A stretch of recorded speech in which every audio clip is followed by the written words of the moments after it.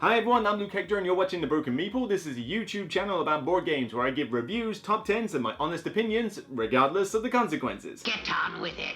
So yeah, we got a mammoth game for you today, chaps. Frostpunk. I had this high on my anticipated games list for 2022. I'm pretty certain of that. If not, I need to ask myself some questions. But this one is based off a computer game, which for a while I was having great fun playing. I say for a while, I tend to go on and off these games in phases. But Frostpunk is basically a big survival game where you're trying to deal with a harsh winter, build up your settlement, keep people alive, deal with discontent, and all sorts of morally ambiguous choices will ensue. It's wonderfully atmospheric. It's a great PC game, and I'm pretty certain you can pick it up pretty cheaply now, even with some of the DLC added. It's definitely worth your money. But thanks to Glass Cannon Unplugged for providing me with a full copy of this game. This is the deluxe version of the game, which has some extra bells and whistles, but I will mention whether those are worth grabbing or not in due course. Suffice to say, it's a pretty big game, and I've had to take the time in order to invest in it, really get into it, not only play it on TTS, but also play it around Paul Grogan's place. We did a live playthrough of it on his channel Gaming Rules. Go check that out, please. Give it a thumbs up as well, and tell him Luke sent you. But with this, yeah, it's not a small game. I couldn't just play it a couple of times and go, yeah, that's it, that's the review done. I needed to really get stuck into it, play it a few more times and see, right, okay, was this as good as I was hoping it was going to be? Some of you might be aware of a slight spoiler alert on this front, but for the rest of you who don't, we'll get onto that maybe at the end of the video. But let's get cracking. There's a lot to talk about. Frostpunk the board game is a cooperative tabletop game for 1 to 4 players set in a cold, post-apocalyptic 19th century world. Survival is only possible due to advanced steam technology, the pinnacle of which is the generator, which provides life-giving heat to what remains of humanity.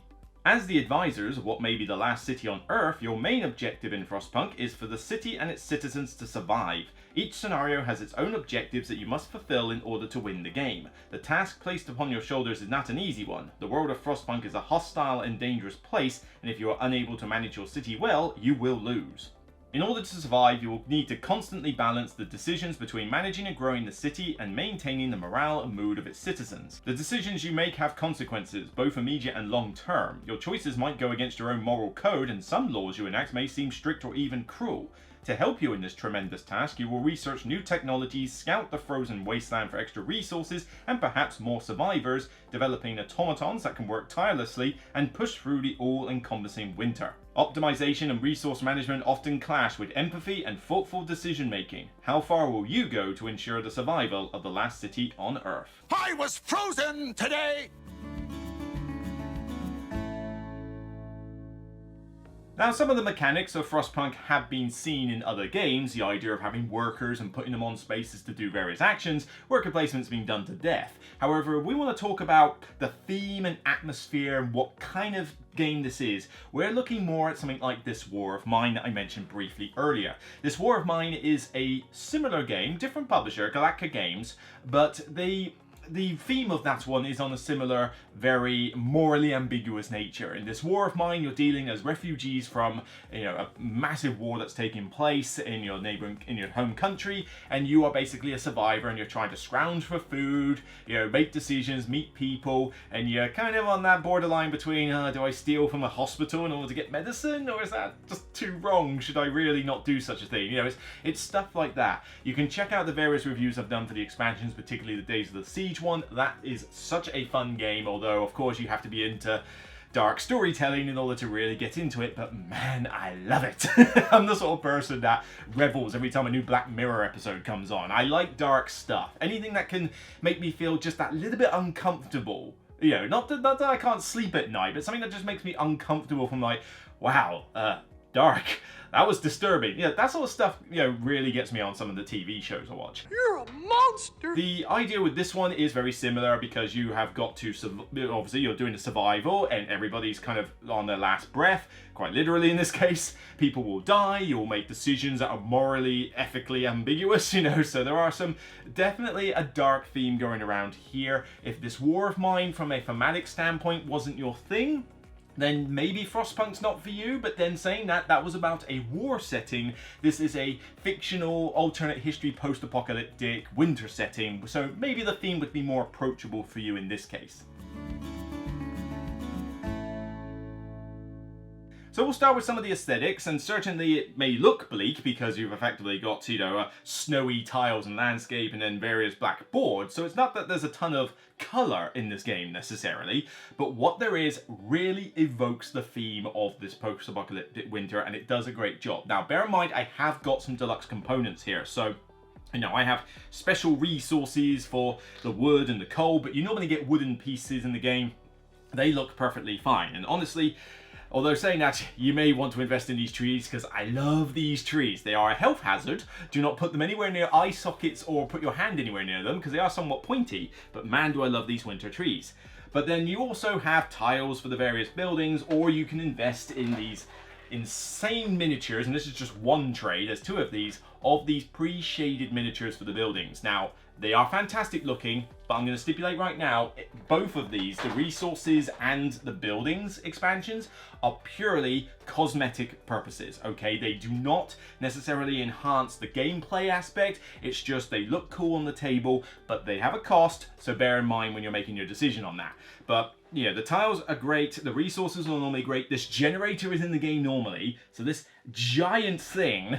Do you think maybe he's compensating for something? Is normally in the game, and it is basically... Oh, there you go, it's even got some cubes from before. This is essentially where you're dropping cubes in the tower when you're stressing the generator out to provide heat. It just looks awesome on the table, it really does... It creates that picture of the computer game, and that's probably one of the best things I can say about it from another good point, is that as well as already looking pretty good on the table with gorgeous artwork, like stripped from the game and all sorts like that, this one is probably one of the best examples of a thematic port from a computer game I've seen. I've played games like Doom, and This War of Mine was another good shot, and stuff like that. But this is one of the best examples I've seen. If you have played the Frostpunk computer game, you will instantly recognize a ton of stuff that's in here. From certain things that can happen, from some of the laws you connect, like child labor or child shelter, which one of those you're going to pick. The generator looks like the game. You know, everything that you're doing in terms of buildings and going to the edge of the map in order to find different resources, or stick a wall drill in the cliff, you know, going out on expeditions to find other survivors. All of this is from the computer game. It really is thematically like 10 out of 10 on point for what it is trying to evoke. And given that Frostpunk is a very thematic game in its own right, it had to do this one correctly, because if it ended up being too abstract, and yeah, there are one or two aspects that may be abstracted to a point, you have to take some leniencies for these kind of things, but honestly, yeah, it really does a good job. You can tell that in the design process, the computer game and its theme came first. I admire its purity. The next good point about the rules is kind of a bit of both. I mean, it's not necessarily a bad thing, you just need to bear this in mind. The rules for this game are naturally going to be fairly complex. There's going to be a lot of rules in this game, and there is. But for a game of this length, a game of this like size and scope, I was expecting it to be nigh on unteachable. Like, oh my god, I'm going to spend ages learning the rules. I will never be able to do this. This is too much. Surprisingly, however, the rules are done really well. I'm pretty certain Paul Grogan had a hand on this one. You know, don't quote me on that. I'm sure he can quote himself. But this one, though, oh yeah, the rule book is very well done. Yes, it's big. There's a lot of rules in here, and you know, you're gonna need to take some time and invest in learning your first game, and it's gonna take you many hours. It's gonna happen, but everything in here is done in a logical fashion. I mean, the setup is like a third of this rulebook is just the setup of the game, and it's done step by step so that you should have no problem setting the scenario up. Then it goes into the various phases, dawn phase, generator phase, weather phase, but there's a lot of pictures where necessary. Yes, there's a decent amount of text, but then it goes into the action phase, and then it goes into, it basically takes you step by step through a particular turn sequence. You almost could just jump straight into the game from the rulebook and just take your time and go through each phase. Yes, you're going to lose because you're going to have no idea necessarily what you're doing in the later part, but if you just work through this book step by step, you will be able to pick this game up. Yes, it's not light. This is definitely, I would say, a pretty heavyweight game, but I expected this to be a nightmare to learn and teach. And compared to some other ones that I've played recently, I mean, I've played things like Oathsworn and ISS Vanguard and these other big mammoth games, and they were harder for me to learn than this one is. You know, I'm not kidding. And some of that is because the theme works, and this is something publishers need to understand.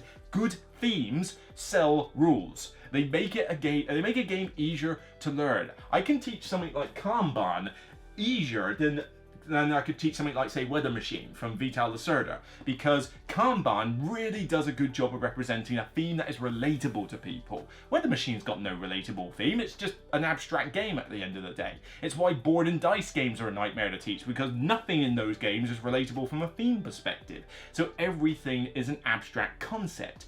Here, though, when you're talking about sickness and the laws and the generator overheating and stuff like that, it makes sense. Yes, I can't necessarily relate to a post-apocalyptic winter. I beg to differ, sir.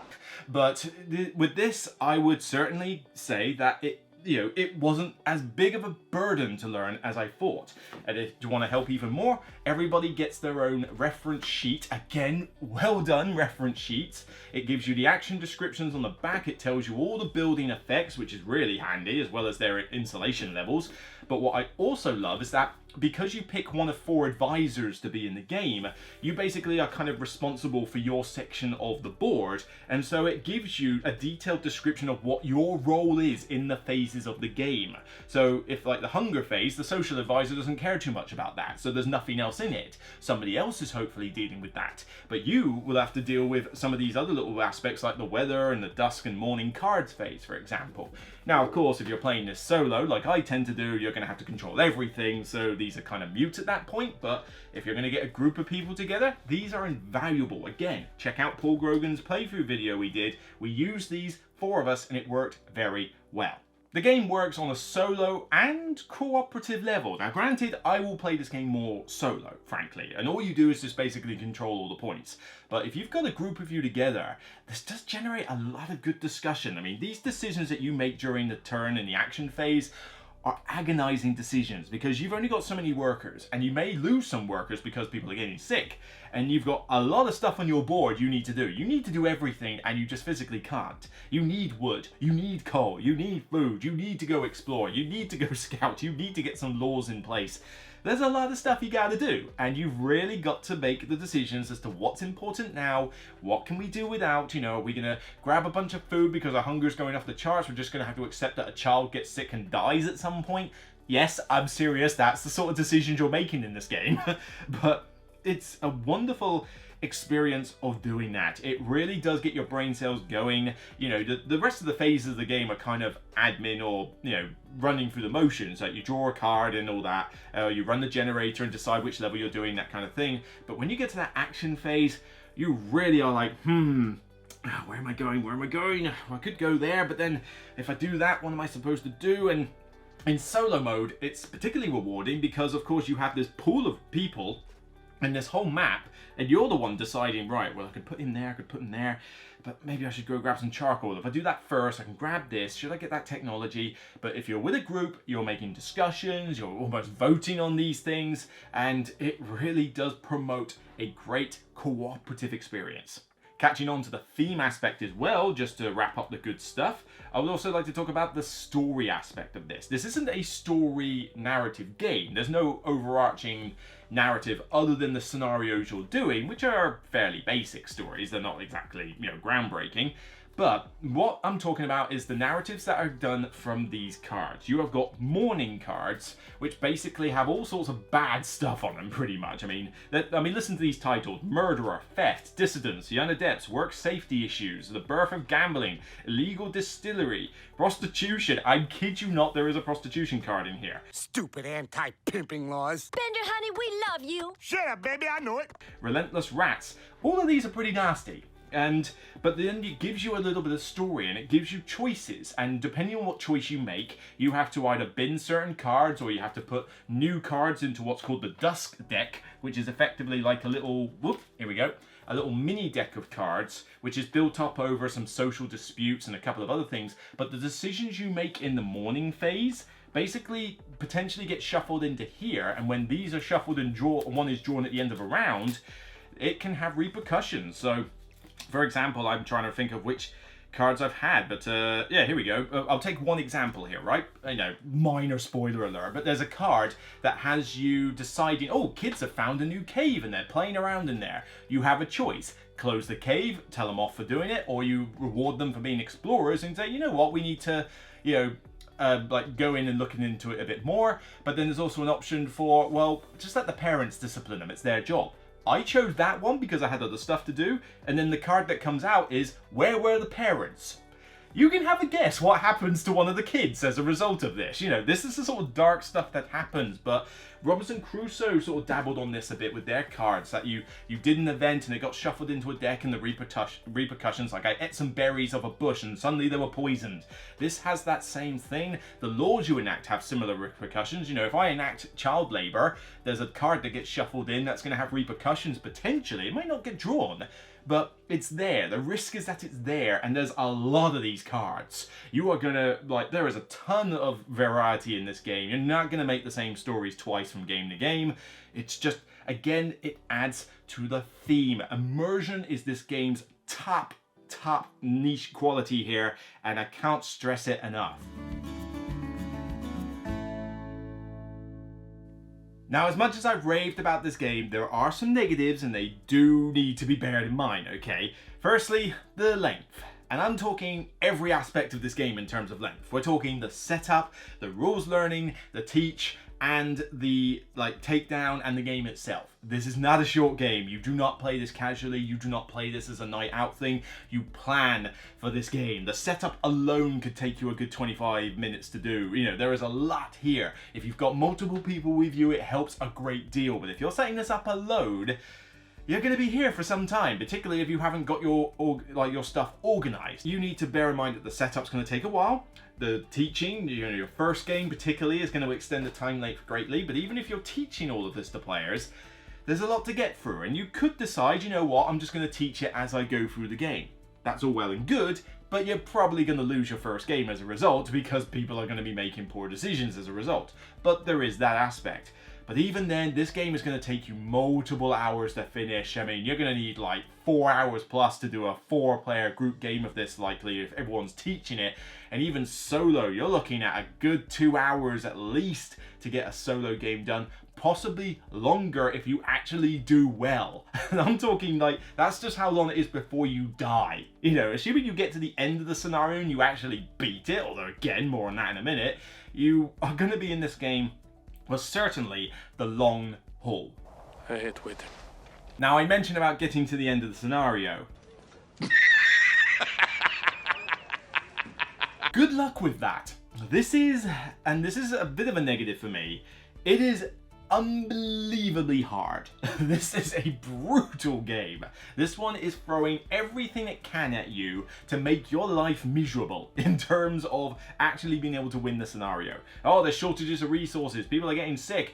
Somebody just like went off and died in the country. Now all your hope's gone and now everybody's all miserable and having to go at you and stuff. It's, Jesus, would you kindly just work on trying to survive here? You know, give me some element of happiness. Just give us a chance, you son of a. This one has a really high difficulty rating, and even when you're doing the first scenario, which is meant to be I don't know if they use the word introductory scenario, but it's meant to be the first scenario you pick in this game, and I've yet to win it. It's that hard. It is crazy difficult. I swear, playing the computer game on a harder difficulty is easier to do than this is. This is insane. You've got some luck of the draw aspects with the cards and various things that happen that can throw a spanner in the works already from a difficulty perspective, but the game itself is one where any mistake could cost you dearly. It really will rebound on you if you're not careful, and many people get to about round 7 or 8 out of, say, the first scenario, which, not to spoil anything, is roughly around 12 rounds, but you know, you get to that halfway point and people will die at that stage. Trying to get to the end and survive the final round is incredibly hard, and I've yet to do it. Now, some people are going to come out of the woodwork and say, I found this game too easy, I beat it on every setting, yeah, I'm on the hardest difficulty. You suck! Get a job! I'm pretty positive you've played the game wrong, go relearn the rules. Because anybody who claims this game is easy, I don't believe is playing this game correctly, because there's nothing in this game that I would consider easy from a difficulty perspective. Now, some people have played the game to death and got some strategies down in order to beat the first scenario, but even they will say that it's not a cakewalk. They can't do it every single time. The game will still beat them down on a regular basis. But yes, if you play the game enough, you will develop certain strategies, you will realize what certain buildings are really like key, and you know, that is a slight negative as well. You've got this big array of buildings, but you do find that some of the earlier buildings you need to spam like crazy, and then some of these later ones you just don't build as often. I don't find myself building a hothouse or an infirmary very much, you know, these big buildings, because I feel like the lower versions are better to have in bulk. And then you've got the coal mine and the wall drills. I mean, they take a lot of resources to get. You've got to go to the edge of the map in order to find them, and by that point I just don't have the physical resources to make them while doing everything else. You know, if you don't put food stuff down, you're going to die of starvation before you know it. If you don't put houses down, you're going to die of sickness before you know it. It is one of those games where you do have to be very efficient in what you're doing, and I really do hope that Glass Cannon Unplugged put out some easy modes in this, because we've got normal mode, and then there's survivalist mode, like the hard mode, or heroic mode, or whatever they call it, which honestly, I can't imagine why you would play this game on hard or heroic mode. That just seems insane. But I really do hope that they put out some house rules, some easy rules to say, right, we want to play this game in easy mode. Start you off with more resources, more workers, less sickness, and make the game just a bit more approachable for people who don't want to be punched in the face on a regular basis with this. As it is, I can house rule one or two things, like the technology, you know, get more of those at the start to choose from rather than just a set 4. Or I could say, you know what, I don't start with just that much wood and coal, I start with this much wood and coal. You can tweak it to your heart's content, and I probably will, because otherwise it will dampen my enjoyment if it's too punishing. But that being said, bear this in mind. You want a challenge? This is the game for you. You don't want a challenge? You might want to skip it. The world ain't all sunshine and rainbows. So slight spoiler alert, yeah, Frostpunk has definitely met my expectations for what I wanted this game to be. If you've been checking out other content on my channel, you'll notice I put this at the top of my top 10 of 2022. This is a game that I really do enjoy. I love how immersed I get in this game from a narrative perspective with the cards, but also just the survivalist state, the dark stories that turn up, you know, those morally ambiguous decisions. I love all that in these games. That's why this War of Mine is one of my favorite thematic games, and this one is no exception. However, I do have to preface that as much as I really enjoy this game, it's not without its faults, and the two main faults it has are the length and the difficulty rating. This is a long game. You plan for this. I've played several solo games of this before doing this review, just like, you know, I played more solo games yesterday of this, and I had to think, right, I'm gonna, let's see, what am I doing on Saturday? Not much. You know what, I'm gonna set this up in the morning, and I'm gonna play a bunch of solo games of Frostpunk. Great. But this isn't something that I'm just going to go, I'm bored tonight, what do I fancy doing? Frostpunk, boom! You know, it's a little bit much in that respect. And it's going to be long. I'm going to have to refresh myself with some of the rules, even though they're not too difficult compared to most, but it's still, there's a lot to take in, there's a lot of overhead, there's a lot of stuff you have to deal with, particularly if you're playing this solo. But on top of that, bear in mind that this is one of the hardest co-op games you're going to play. It is very difficult, very hard to beat, and that does get off-putting once in a while. You know, there will probably become a time where if I can't beat these scenarios, I'm going to have to house rule some easy difficulty modes in here. But at the end of the day, it's not that the game is mechanically bad, it's just that maybe they really should have just toned the difficulty down a bit. But I can tweak that to my heart's content to make the experience more enjoyable for me. I'm sure other people can as well, and I hope Glass Cannon Unplugged do some official easy mode society cards to really help in that respect. Yeah, people might say get good, but you know what? I want an enjoyable game that beats me occasionally, not punches me in the face repeatedly and then kicks me on the ground and then covers me in ice. You know, it's like, seriously, I want to have some ability to win. But the aesthetics, the component quality, the narrative, the immersion, the brain-burning decisions, this game really is one of the best examples, a benchmark example of porting a video game to a board game. Because some games do it okay, but they abstract a lot of things. I mean, the Civilization games, for example. I love the Civilization games. I've got the 2010 FFG one there and the New Dawn. Both are games I really love. But trying to port Sid Meier's Civilization from the computer to the board game world is gonna lead to some abstracting in some respects. This one, I feel, didn't do a lot of abstracting. It really did recreate a lot of what the game has, and for that, it deserves a lot of praise. So you're probably expecting, oh, it was the top of the list over there, it's definitely a 10 out of 10 for you. Not quite. I do have to preface that I think the difficulty rating is a problem, and also I think the length is the main problem I have. The fact that this is going to be an investment of time. If this was something that I could get out and done and dust in 2 hours, including the setup and all that, then I'd be jumping over this game like crazy. But I have to accept that this game is an event one. I'm not going to be able to bring out as often as I would like, and I'm certainly going to be hesitant to teach this to too many people, unless I know that they can handle it, because otherwise we'll be here until next Tuesday. So it's not quite the 10 out of 10 rating, but this is definitely getting a strong 9 out of 10 for me. This is definitely a seal of excellence. This is one of the best examples of an immersive co-op that you can get, but you just have to understand that it's brutal and it's pretty long. Those two may be killers for you. You may want a shorter experience, you may want an easier experience, in which case Frostpunk's not the game for you. This is definitely targeting a specific audience of fairly heavy hobby gamers who want a thematic co-op experience, which is definitely someone like me. But like I say, might not be for you, but I would certainly give this one a look if it's tempting and you reckon that you can put the time and investment into it, because you're going to need a fair bit of it. So that's it from me on this episode of The Broken Meeple. If you like what you see, please remember you can thumb it up here, but also on Board Game Geek when the video goes up. And let me know your comments down below, both about the Frostpunk video game, but also about the board game, particularly on the difficulty rating. How have you managed to get past half of these scenarios? Have you found an easy way of doing it? Have you got some good house rules to make the game easier? Or do you just want to tell us some really cool fun stories about some of the narrative bits you got out of those cards that made you go, ugh, that was a painful decision to make? Because I like reading about those. Those generate a lot of good discussion points. So if you've played the game and got those, by all means, let me know below. But otherwise, like I say, let me know your comments because I do enjoy reading them. So take care, and remember, regardless of whether you die from frostbite, sickness, internal disputes, storms, generator explosions, lack of heat, falling out with other people, or getting impaled on a tree, but you get the point. It's still only a game. Bye for now.